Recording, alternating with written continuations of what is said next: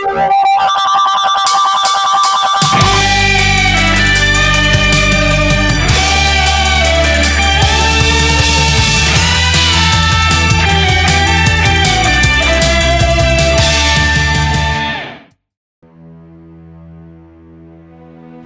ng mga Israelita sa bundok Sinai, itinayo nila ang tabernakulo at tinanggap ang 10 utos mula sa Diyos. Pero habang nasa bundok si Moises, nag-alala ang mga tao na baka hindi na siya bumalik. Kaya, kahit bagong tanggap pa lang nila ang 10 utos, gumawa sila ng gintong guya. Purihin ang gintong guya na naglabas sa atin mula sa Ehipto. Ikaw ang pinakamahusay! Gusto sana silang parusahan ng Diyos, pero narinig niya ang taos-pusong panalangin ni Moises. Hindi muna siya nagparusa, ngunit pinatay ang mga taong nagpasimuno ng kasamaan. Tumigil ang Israel sa bundok Sinai ng 1 taon para pag-aralan ang kautusan ng Diyos. Isang araw, gumalaw ang ulap sa ibabaw ng tabernakulo. Sinundan ito ng mga Israelita at sila'y dumating sa disyerto ng Paran, malapit sa lupain ng Kanaan. Sinabi ng Diyos na magpadala ng 12 tiktik para silipin ang lupain. Sa loob ng 40 araw, ang 12 lalaki ay nag-ikot at nag-uwi ng malalaking prutas. Tignan niyo tong pulang prutas na to. Mukhang ang sarap, di ba? Ay wow! Ang laki! Pwede bang tumikim? Siyempre naman. Ang sarap nito! Sa lupain ng Kanaan, maraming ganito. Dumadali doon ang gatas at pulot.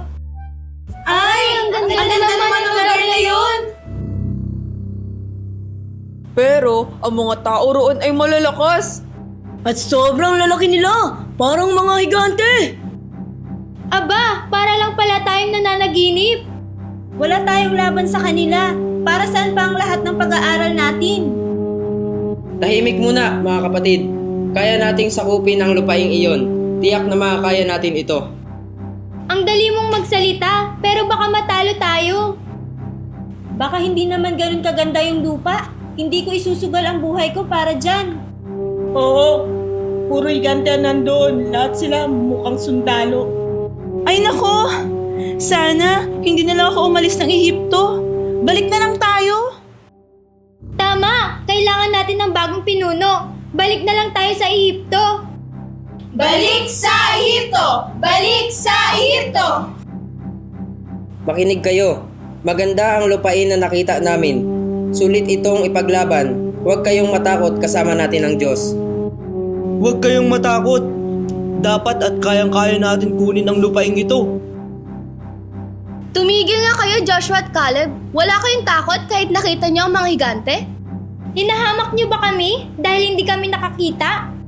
Patayin na lang natin sila. Mas madali pang patayin sila kaysa ang mga higante. Patayin sila! Sila ay nagsisinungaling! Nang handa na silang batuhin si Caleb at Joshua, nagpakita ang Diyos. Hanggang kailan kayo magmamatigas? Ipinakita ko na ang aking kapangyarihan, ngunit hindi pa rin kayo naniniwala. Lilipulin ko na kayo at magsisimula ulit ako kay Moises. Gusto nang wakasan ng Diyos ang mga taong mabilis kalimutan ng kanyang kabutihan. Pero dahil sa matagal at taimtim na panalangin ni Moises, pinigilang muli ng Diyos ang kanyang galit. Ngunit hindi lahat ay pinatawad agad. Pinarusahan ng Diyos ang buong henerasyong tumanggi sa Kanya.